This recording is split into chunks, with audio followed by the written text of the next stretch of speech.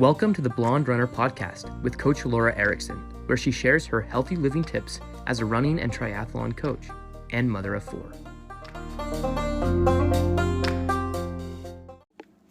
Hello friends, Coach Laura Erickson here. I just wanted to connect with you, and I thought it would be really fun to go through some of the running lingo or the different definitions and terms, and especially the, I think, fun slang. So a lot of words, tons of words in running. And even if you're new to running, obviously these are all probably going to be new, or a lot of them will be. But even if you've been running for a long time, some of these words might be surprising because slang and things have come about. Many of the words are pretty recently came out. So it's always surprising to me when I do running form with people, and I talk to people that have run for years, and they've sometimes not heard of the words that I use. So and then some of them are very common. So I definitely think this is worth going through. So one of the first things I wanted to talk about was the word cadence. So I sort of have a rhythm to what I'm going to be talking about here, but just stick with me. It'll all make sense at the end. And at the end, I'll go through all the slang. So you want to stay connected till you hear all that, because it's kind of humorous, actually. So cadence is a word. When I very first started running, 30-something, 40 years ago, forever ago, it wasn't a word we used a lot. But as I've been in running more and more, and especially the last 5 years, cadence is a word that we do use. It's another word or term that's used is called running turnover, or your leg turnover. So basically, it's the number of steps that you take in a minute. So it's one of the two factors that really make up the speed. So that your speed is basically, it's that stride length and then that number of steps you're taking. So cadence is important. So that's something that we hear a lot of. Other words that we hear a lot of, and I guess I kind of wanted to start with this too, is that a lot of people refer to runners as joggers and then runners. And I guess in my mind, a jogger it's a lot slower pacing. Maybe it's somebody we would refer to as a newbie. That's another kind of a slang term we use. I'm sure you've heard that before. But the way I look at it is, if you're a runner, you run. If you run, I guess jogging it's kind of a slower version of running, but we don't really use jogging as much anymore, but something to think about. The next thing is form.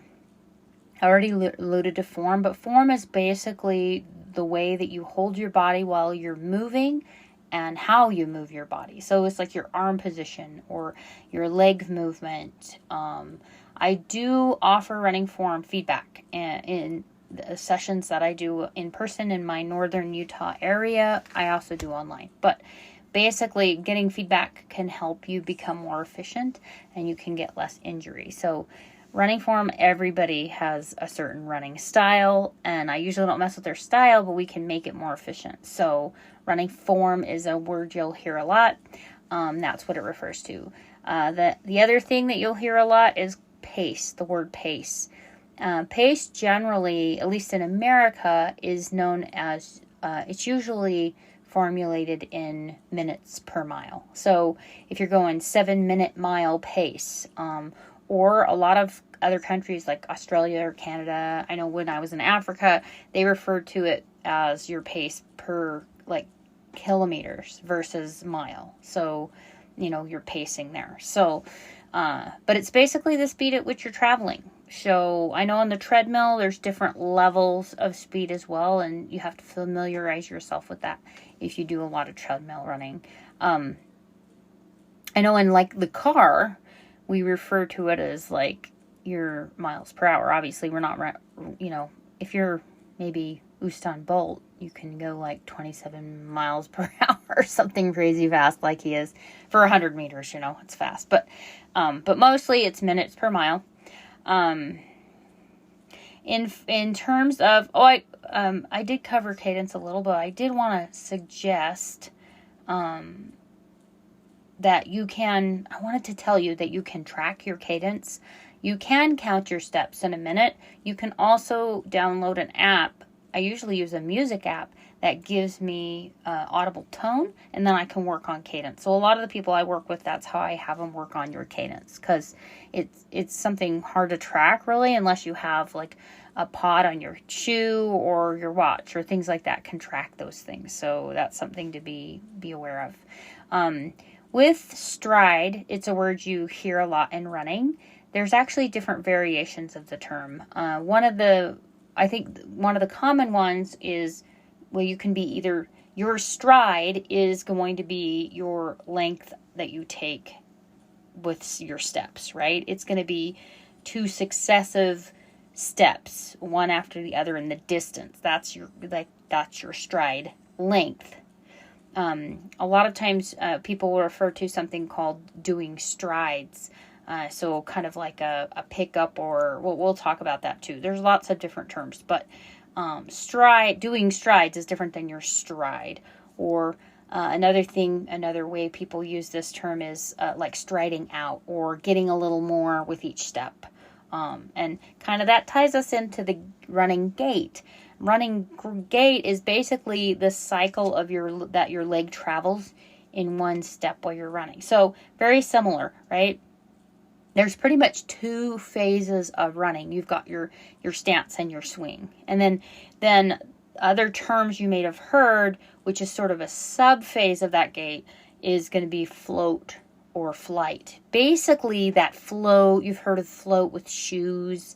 What does it feel like? What's that float? It's usually where you're not touching the ground at all. So that's kind of part of your running form. So another term we hear a lot is foot strike. So that's when you're hitting the ground. And that one I think is fairly obvious, but how you hit the ground matters. So that foot strike, obviously running form can change that. So another term that we'll use, and these kind of all tie together, but is the word fartlek. And I remember the first time I heard this word was in high school, and people were like, what? I was like, what is that? So fartlek, Fartlek, is a Swedish word that means speed play. And this is the word I often will use. It's been around forever, that people are like, even that have run for a while, aren't familiar with. So it's basically a form of speed. And we'll talk about that a little more with some of the other terms. So another word that you might want to be familiar with. Another term that I often use as a runner, maybe this isn't as commonly heard, is something called vertical oscillation. Basically, this relates to form, but it's your movement up and down. And so obviously reducing your movement up and down will help you run more efficiently, and that's kind of ties all into running form. So that's what that word means. Other terms you see a lot, or acronyms, are WU, which means a warm up, which is what it sounds like. It's a lesser version of the activity you're going to do generally. Sometimes I'll have my triathletes cycle for a run outdoor as a warm up, so it can be a different activity as well, but it's generally a lesser version. It's not an intense version. Maybe you would consider it walking or jogging before you run fast, right? Sometimes it's done before you even do some stretching. That kind of leads us into this idea of dynamic warm-up. So for me, there's a static warm-up, which is, there's static stretching, which is like holding a position with your muscles as it's stretched. And there's something called dynamic stretching or dynamic warm-up. So they're a little bit different, but a dynamic warm-up I like to describe as a movement warm-up. And I actually have a video clip on this on Facebook, so you can always message me. I can send you the clip so you can see what this looks like. I like to, put music on and dance and move, but I do have that in the video clip, and you can see what that dynamic is. More movement. Stretching, it's the same. It's a similar thing where there's a movement to it, whereas static is still. Another term that you can see a lot, the acronym being CD, or a cool down, is something that you'll see, especially if you do structured workouts. If you look up a plan, or if you're working with a coach, they may put that in your training. Basically, it's a lesser version. It allows your body to cool down. So that's what that means. It's usually after your workout or after the main set. MS is another thing you might see is called a main set, is the main part of a workout. Usually it's outside of the, you've got warm up, a main set, and a cool down. And that's pretty much a workout design. Depends on what you're doing, but that's how I structure a lot of mine. Another thing that you'll see a lot in as a term in running would be cross training. This is often signified as an acronym XT, and this is something different for every sport. So let's say if you're a runner, your cross training is going to be something different than running. If you're a cyclist, or if maybe you're a swimmer, a different sport, it's going to be something that's your non-primary sport. So cross training really means something different for each sport. So that's something to consider. Very common term. These are all quite common terms. I'll get into the not as common terms or the slang, so just stay with me here. Strength training is generally something where you're stressing the muscle more by adding weight. It could be actually dumbbells or weight bar, or stuff like that, or it could be your own body weight. So that's what strength training is. There's also something I call core strengthening, and that is more obviously focused on your abdomen area, your hips, and making sure everything's working well for that.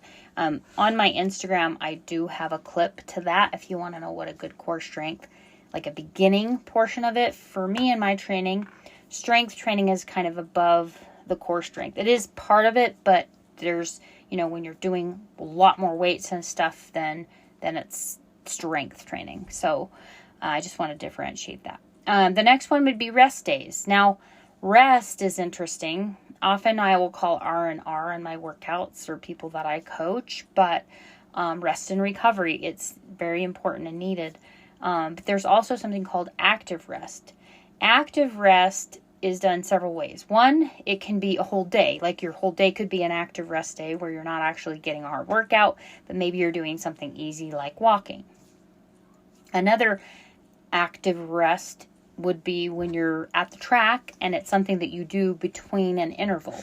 So you're not laying down on the ground, you're actually moving around, or you're doing a slow jog.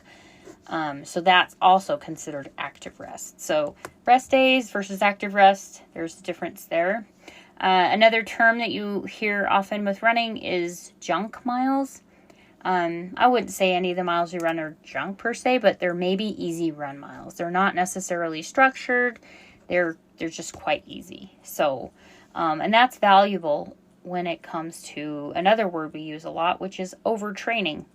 It usually happens when you do too much too soon. There's just your body usually can get injured. So it's pretty closely related to that, or your overtraining is often right before you start getting injured. So being careful not to get too much of that. There is something called a 10% rule. I actually cover this on YouTube in a video if you want to learn more about it. Basically, it's increasing your mileage by 10% every week. That's just a standard kind of rule of thumb. There's not quite as simple as that, but that is something that you should be aware of if you're a runner, is the 10% rule. Other terms we use are called burnout. That might be obvious, but burnout usually relates to your mental state. Maybe it isn't necessarily a one day you don't feel like working out. It's sort of you're feeling burnt out. It's more than one day. It's a succession of days where you just don't feel motivated to do it. Usually that happens when we do too much at first, or we just have an unsustainable load.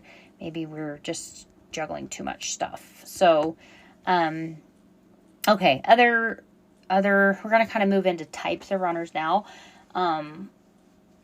Or maybe a challenge. I see a lot of people doing challenges that they call them streakers.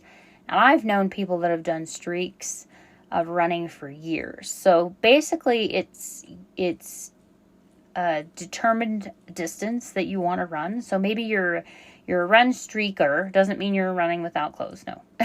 But you decide I'm going to run 1 mile every day I'm just going to run, for 30 days, for 2 months, for 6 months, for a year, whatever you choose to be your streak. Some people, like I say, streak for years. They get a certain amount or distance every day. I've known people that do 5Ks every day. It's just something, it's a consistency is important with training. So it can be very valuable. But it's generally a length of time every day that you do it, either time or mileage. Totally up to you on that.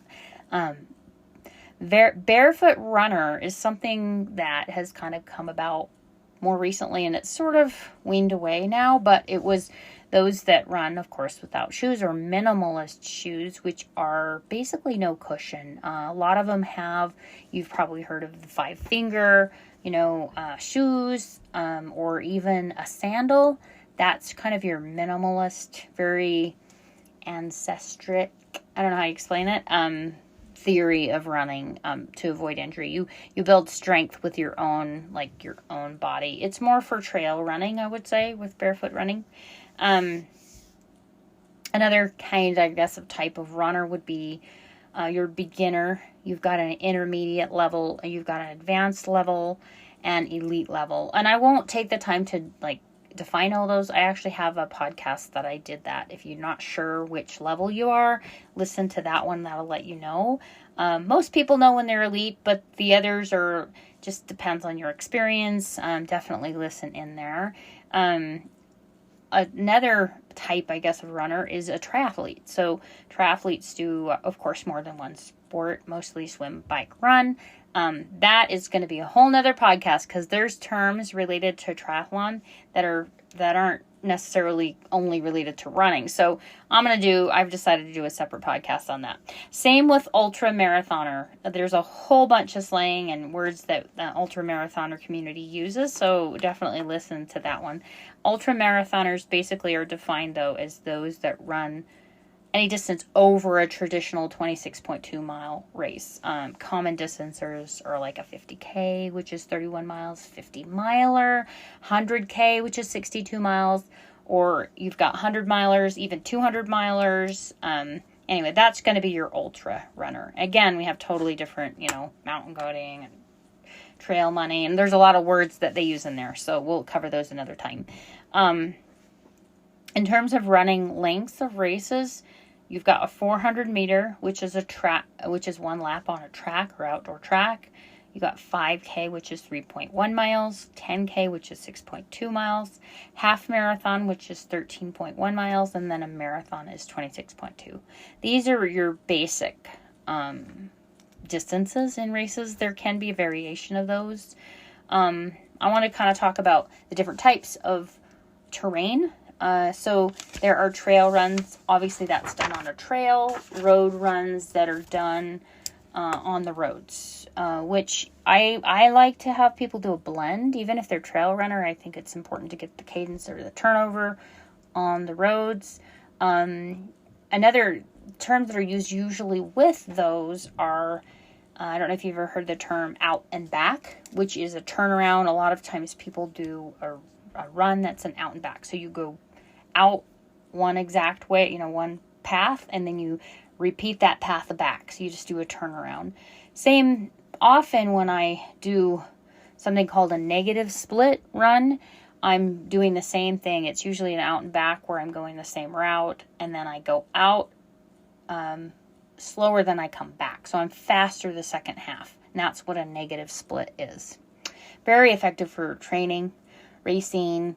Actually really good for racing. You don't want to start off too fast, right? So, okay, we already talked about the tracks. One lap is a quarter mile.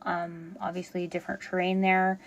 Let's talk about the different kinds of runs. So you can do something called a recovery run, which is generally a slower pace run, and it's usually want to kind of alternate. If you've done a hard workout, you want to do an easier workout to recover. That's what the recovery run is for, recovery. So another term we hear a lot is called taper. It's usually that period of lower volume before a big race. So you hear of a taper before like a marathon.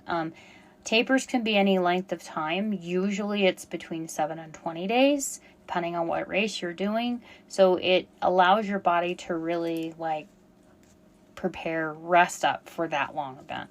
So another word or term you'll hear is speed work. And this can be divided into other things, but pretty much speed work helps you get faster. So this could be hill sprints, it could be intervals, it could be tempo runs, and fartlek running, and snowballs, and some of these other terms I'll define for you. But that kind of is an umbrella term for all of those. So let's talk about some of these other ones. Tempo run generally is it's longer than like a track or interval would be. It's a longer, like maybe you're going to run 3 to 6 miles, and it's going to be the effort that you can actually hold for a mile. So it's not slow and it's not fast. Another term you might hear is a hard, easy pace, which is kind of an oxymoron, but it's often it's not 100% comfortable, but it's also something you can maintain. So it helps you build endurance. It helps you run faster for longer. So tempo runs are really good for that. Intervals are generally something that you have a high intensity and then a low intensity. More so than a fartlek. Fartlek is like you're picking up the pace, maybe you're 80% with that harder effort. I usually have people working on good form with a fartlek run, whereas intervals are a little more high intense. Maybe you are sprinting and then you're doing a low intensity recovery portion, and then you're going on a harder, intervals are generally at a specific, distance or pacing, and there's usually multiples. So maybe you're doing something at the track and you're doing a multiple amount of those with the same rest interval or decreasing interval. It just depends. Speed work, a lot of people don't really do, right? So if you need help, let me know. But that's what intervals are. Hill sprints or hill work or hill repeats, lots of things we can do with the hills, are basically a drill. Most of the time with a hill repeat, you're going to go up hard and down easy. But it's at an incline. I mean, it's a hill. That's the idea, is to help you work on that portion. It also helps you work on the down. A lot of people sort of fall asleep going on the downhill, and they really need to watch the hip drop, and they need to worry about that or work on that. So another good reason to have your running form looked at. It does change going up and down hills, but those are terms you'll hear a lot. Another term that you'll hear kind of still under that umbrella speed work term is going to be pickups. So a segment just of an existing run where you're kind of picking it up. It's similar to a fartlek. It's really kind of synonymous in some ways. I guess it just depends on the length of that pickup that you're doing. But it's a great way to incorporate speed into a normal run without having to recover so long. It's just kind of a way for your muscles to be more responsive in a race. So if somebody's trying to pass you, you can respond, and that's good. This is a term that I use, and maybe because I grew up in Colorado, maybe it's just something we used in people that I ran with, and we do something called snowballs. So anybody that I work with, I will teach them how to do snowballs, and generally it's in increasing your speed as you go type of like interval.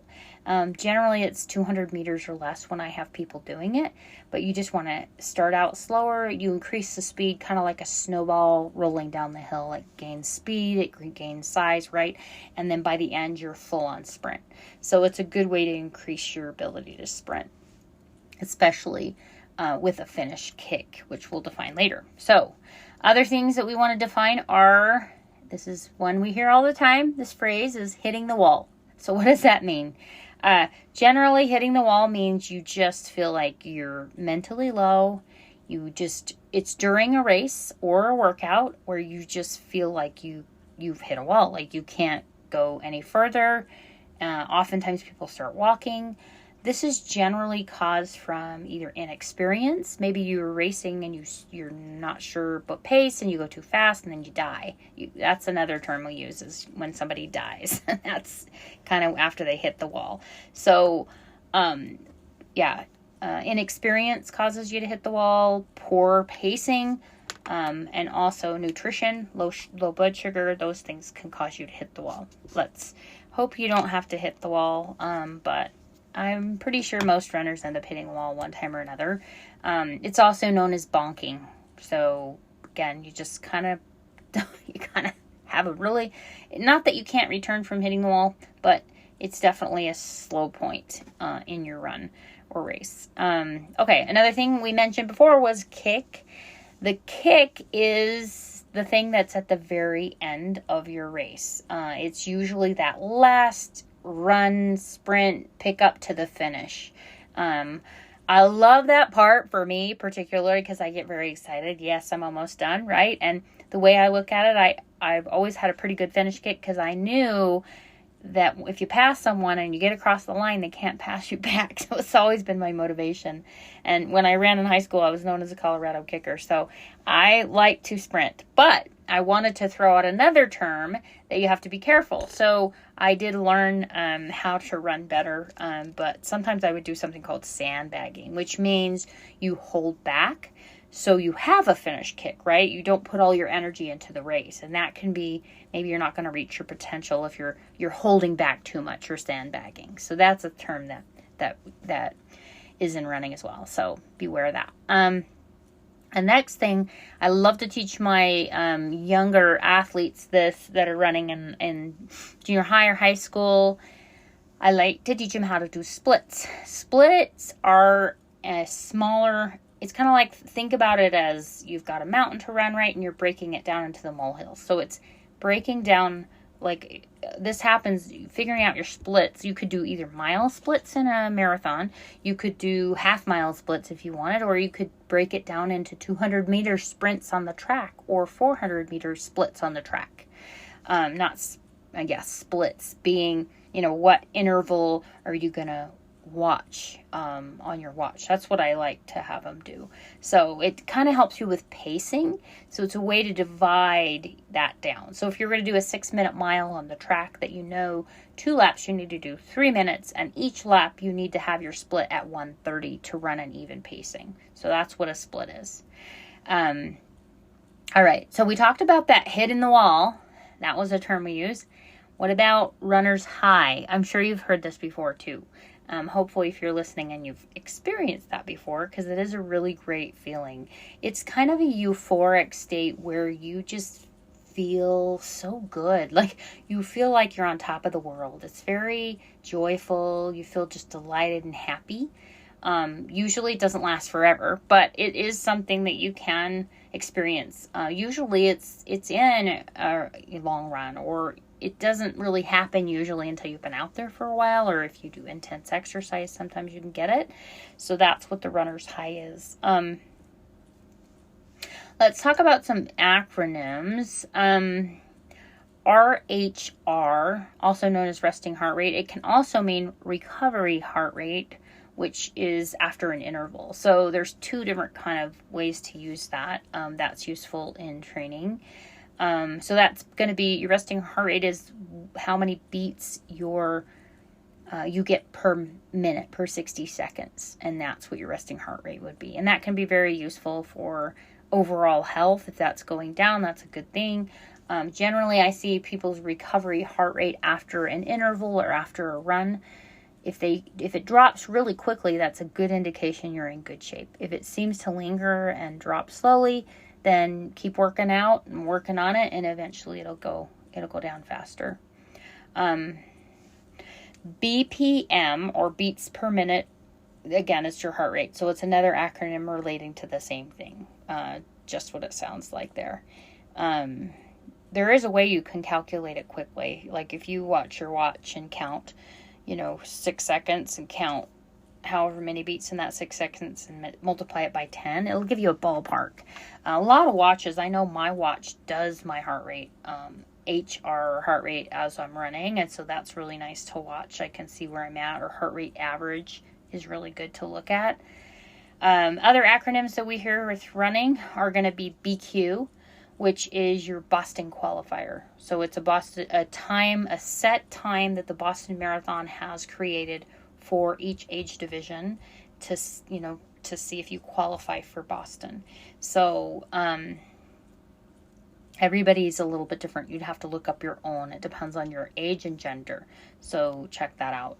Another acronym we hear is CR, which is course record, or the fastest time for that given course. PR is something we use a lot, or PB, so personal record or personal best is going to be whatever course you did, and it's your fastest time that you did personally. There's also something called a FKT, which is your fastest known time for a particular route. And that's generally not just for one person, but that's for that course itself. Might be a trail run. I've seen that a lot. There's also, national record, world record. So NR, WR. Maybe you'll ever see that on TV or as a results on the internet somewhere. That's what that means. I know a lot of times when I report how I did in a race, I will use the acronym AG, which is age group. So it was, I see this a lot in placements, don't get confused. Like if you have an overall placement is always usually faster. Even if, like they say, you're 5th overall in a race and you're 1st in your age division, 1st in the age doesn't mean you won the race. It means you won your age division. So there's age group, or AG is age group, overall is OA. So things to be thinking of there. Also in Strava, a lot of the acronyms they use is our King of the Hill, KOH, or King of the Mountain. It's more King of the Mountain usually, KOM, or Queen of the Mountain, QOM. Those are used often. Some race terms that we've seen in this in running are a rabbit. If you've ever heard of that, it's not a fuzzy creature. Yeah, it is, but it's the other term we use rabbit for in a race, and it's usually used in large races when you're trying to lead the elite runner. They're not the person they're the person leading it for a while, and they usually drop out. They're not an official, they're officially part of the race, but they're not official runner in the race, if you know what I'm saying. They are basically to lead them and make sure they get started off, and then they usually drop out. I know in triathlons or on bike races, a lot of times they're on a motorbike or they're cycling. They're just there in a bright color for people to see where they're going. It just kind of helps get things started off. Other terms you'll hear with racing are going to be chip time. So chip time is usually when you get a chip time, that means that you're probably more of an age grouper or amateur runner, where your time starts when you cross the start. So maybe you're in different corrals or different starting areas in a race, and it takes you a while to get to the start line, right? So your time starts when you cross that mat, and then when you cross the finish mat, oftentimes they even have mats to kind of check where you're at in the race. But that time when you cross that line at the end, and the difference of those times, that will be a chip time. So it's a net time. It's not a lot of times in big races. If you have to be an elite wave to start at the line, because what they use for especially for money, if you're winning money, is they have a gun time. And a gun time is different. It's you literally start, everybody's starting on this even playing. Like it's not a chip time with them. It's who they all start together. They hear a literal gun fire, and then whoever finishes or crosses the line first is the winner. That's how gun time is. And that's why they're in a different wave. That's why they're at the front. That's why they start separately. And a chip time is for all the others. So you're still getting an accurate time, but maybe then that allows those elites to really race. They're racing each other. They're all, one of them didn't start like way back and run on their own, right? They're supposed to be all running together to literally race each other. So that's what the difference with those two are. Okay. Other terms or things that we use with racing is the term swag. And these are sort of the goodies, or the shirt and the medal and all the stuff you related to getting when you sign up for a race. People call the medal often bling. Bling is another term we use. So those are common terms that we use. All right. Other things that we use in racing are acronyms, which are DNS, which means did not start. So maybe they signed up for a race and never showed up, or it was crummy weather, or whatever happened.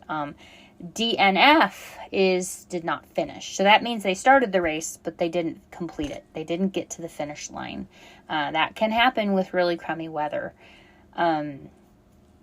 Another term that some of you may not have heard as much of, but this is more of a slang term, is DFL, which means dead freaking last. So that's something that's that people use too. All right. Another acronym we hear in training would be DOMS, which is delayed onset muscle soreness. Generally, that happens, especially with weight training, a hard interval. Usually, I find people are sore 2 days after a good workout. So that it is delayed onset of that muscle soreness. So ITBS, or iliotibial band syndrome, is unfortunately way common. Not something that you want to deal with, but it's also known as IT band syndrome. Basically, you just get where your connective tissue rubs over that condyle in the front. You often feel it in your knee, but it's generally kind of an overuse or lack of stretching or imbalance of muscles, that kind of thing. So stretching, massage, foam rolling. Anyway, we don't have to get into that now, but definitely that's something you might hear of in the running world. Overuse injury, which we talked about a little earlier, too much, too soon, 10%. Usually it's all tied into that. Another acronym we hear a lot in running is LSD, and no, it's not a drug. It means long, slow distance. And that's going to be usually your long run is that way. Sometimes for a lot of the people I work with, I may have them do some pacing work on that, especially the advanced runners I work with. I always do pacing on that. So, all right, let's talk about equipment. Some of the terms with equipment. I know this is a lot, huh? There's lots of terms that we use in running, but GPS, or global positioning system, or we see those with watches. It's something that when I first started, I just used a chrono feature, which is just your stopwatch feature. Now they actually have the, GPS, so you can see what pacing you're going the whole time. It basically uses the satellite navigation to give you an idea. Garmin is probably the more common version of a watch that people use with GPS.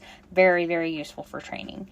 So, that's something you'll probably run across. Other terms, obviously treadmill, you've heard of that, I'm sure, but a nickname or slang term for treadmill is dreadmill. A lot of people maybe don't enjoy it quite as much, so that's often what we call it. We already talked about minimalist shoes. You've got your minimalist or your barefoot runner with absolutely no shoes or sandals, and then you've got minimalist shoes which have a top. There's a lighter weight, less cushion, more responsive kind of shoe. And then we have a maximalist shoe, which is known as a cushion shoe, and it's more chunky, I would say. Hoka have been known to be a more cushion shoe. There's other brands as well. When it comes to our foot and other equipment, other words that you'll hear is pronation. Pronation is actually normal. It's your natural movement of your foot. But people can do something called overpronate, which is excessive inward roll. So your foot kind of rolls in. And that's not good. Usually you need a shoe to correct that. Or you could use something called an orthotic, which is pretty much an insert that's formed to your foot or supports your foot. It usually is something very, you can do an insert to or something like that. Arch support, those kind of things are something you might want to consider. There's also a term called supination, which is an insignificant inward roll. So I tend to have this where I don't roll as much on the inside. I have a very high arch. If you have a high arch, you might supinate, which you need make sure you get a shoe with a soft instep. It allows it to roll. It doesn't prevent it from rolling, because if you have this high arch and you supinate, you might be more prone to IT band syndrome. So you don't want torsion control. You want something that has a soft inset, but your running shoe store can help you with that. If you have a tendency to have tight calves, tight Achilles tendon, that kind of thing, you most likely are more of a supinator, but they can determine that for you. Another word or thing that we use often equipment wise is going to be compression socks. I'm a big believer in compression, and not only just any compression. I'm a big believer in making sure that you have 40 milligrams of mercury pressure. That and graduated compression is really important. So if you have any questions on compression, please let me know. There's a lot of clothing that's made for compression, and think about it, we're so much faster now. We have moisture wicking or dry wicking clothing that allows us to pull away moisture and keep our core temperature down. So all valuable for training. We have all that now, and we're faster now too. Running tights is obviously a term we use.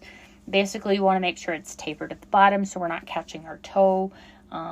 That's why we wear the fitted spandex kind of stuff, is to kind of keep us from catching our toe. All right, other terms or other, I guess, products or equipment that you should be aware of, or things you'll hear thrown around in the running community, are going to be foam roller.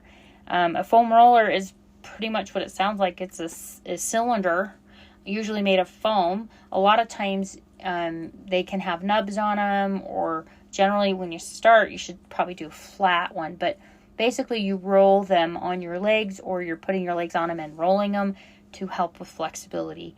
It increases blood flow, helps with your recovery, and increases circulation. I mean, lots of benefits. Very good for recovery. So foam roller is something you might hear about in the, with equipment.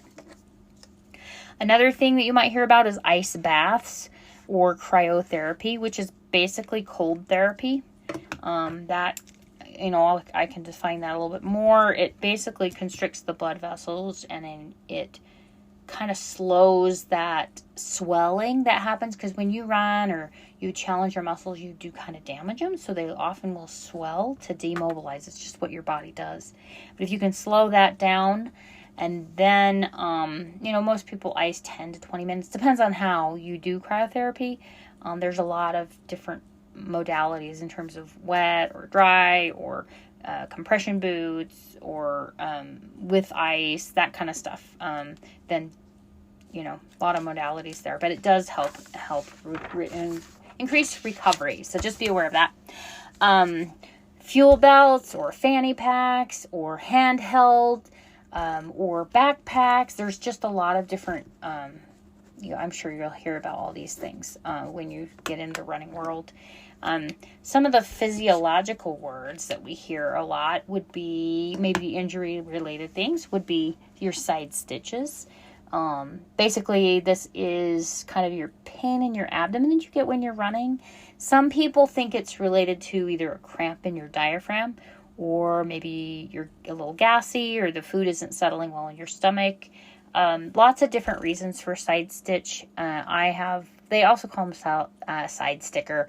Lots of different reasons. I actually have that answered on my frequently answered questions page. I have a YouTube about it. So if you're interested in learning about breathing while running, that's something you can check out. Endurance is obviously a word we use a lot in running, and it's the ability to continue running for a long period of time without stopping. So other words that we hear a lot are specificity. This is more in the arena of coaching, but this is pretty much, is it relevant to your training? So specificity to your running. So often when I start people, I have them do more cross training, but then when they get closer to their event, they're doing something more specific to what they're actually doing in the race. Another word is called periodization training, and that's something that I use. So you just do different things at different times. So, maybe you have a base training, and then you're working on a different element of training, and then it kind of builds to your big race. So that's other word that you might hear. Anaerobic threshold, it's also known as lactate threshold, or LT, is something that you'll hear a lot in the running world. Basically, this is a point where your lactic acid begins to build in the muscles and in your bloodstream. And so you can just kind of maintain that. You can't really get past it, right? You can train to get better and to be able to process that lactic acid better. But it becomes it's kind of your limiter when it comes to what you can do in terms of ability. VO2 max is another word we use, which is your aerobic capacity. So it's a little bit different in terms that it's your maximum amount of oxygen that your body can use during intense exercise. So there's kind of a point at which you can't really function above that, right? So your capacity is pretty much determined by like your genetics or gender. Body composition matters, your age matters, how much you train. So it is something that you can increase. You can increase your VO2 max by training properly. This is where having the right kind of training at the track really helps a lot. Other terms you'll hear are called hypoxic, and that is pretty much when you've deprived yourself of oxygen. The tissue kind of fatigues completely, like it won't really go anymore. So then you need the rest to build that back up. So that's more common in kind of weight training or sprinting, but pretty much you feel like your legs are kind of giving out, and that's you've exhausted them. But rest, you'll be surprised. I see people do this with push-ups. They go hypoxic, but you rest and then you can do more. So it's kind of cool. Other terms we use are hypothermic. Usually that's not something you want to be. I won't go into like all the medical stuff because I'll just kind of throw it out there. These are terms you can definitely look up. We could be on this podcast for hours.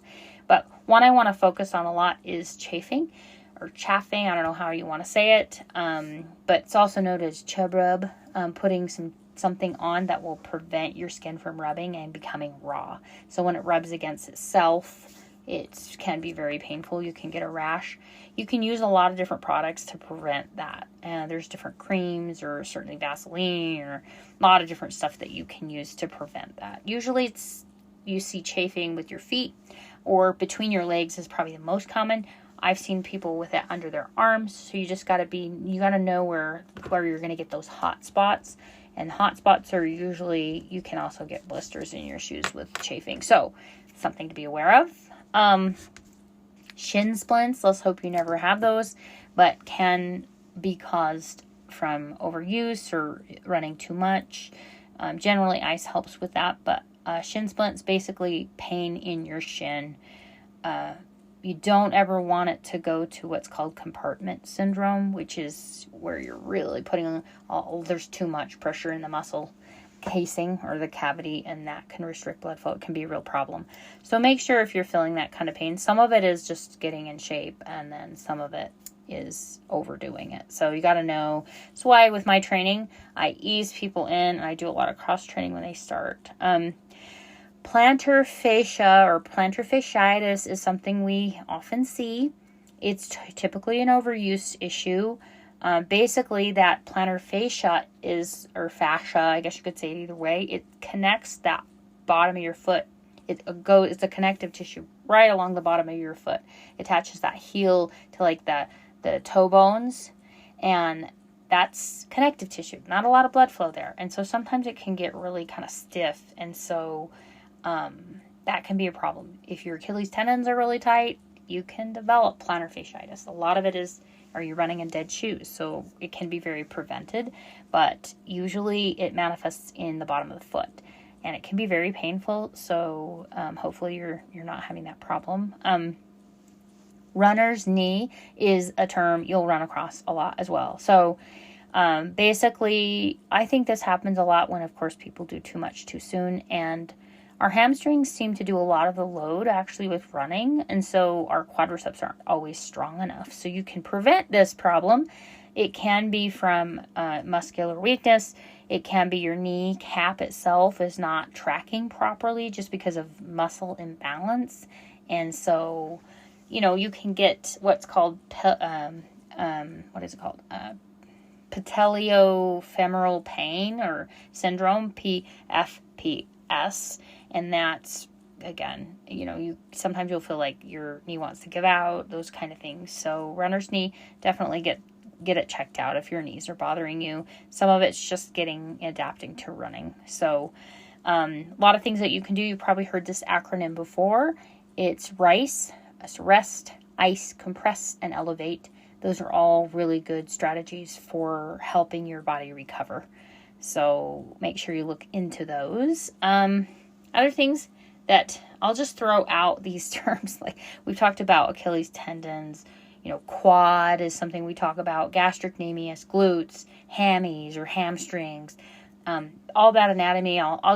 These are just terms you'll hear, and hopefully you're not getting injured too. But as you're doing some strengthening, just understanding what those terms are and what muscles they're referring to are going to be good. When it comes to other things you might deal with when it comes to physical, are you might get black toenails, you might lose your toenails. A lot of that has to do with sometimes downhill running you're not used to. Often it could be too tight of shoes, your feet do swell. I do have a video clip on how to check, how to get the right shoes for yourself. Other things you might run across are bloody nipples, like with the men. They may chafe, and Band-Aids usually solve that problem, just to be aware when you're a runner. Other terms that we use in racing that you hear of are bandit.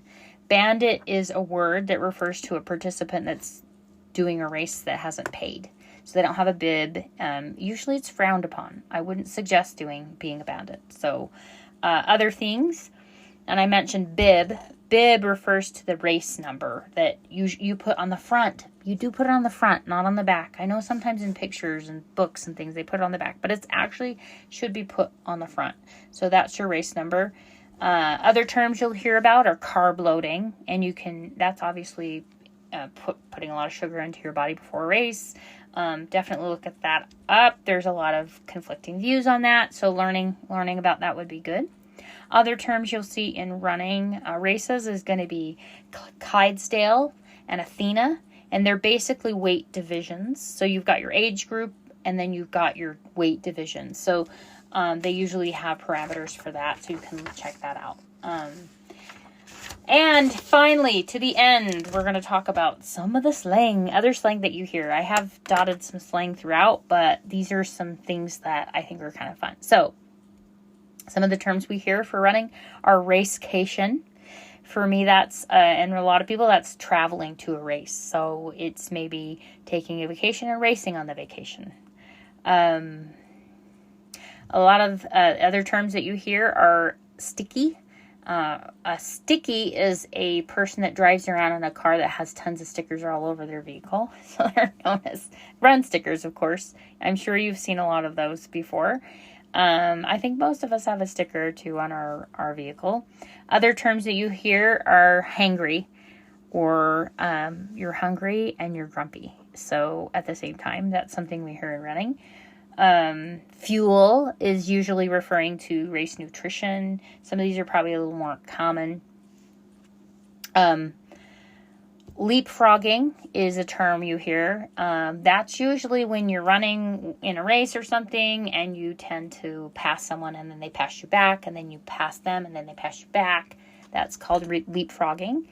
Another term, and I became familiar with this when I did Ragnar's or these races, is roadkill. Is pretty much what we used to call it when we pass somebody. That's considered roadkill, and we count them when we did a Ragnar.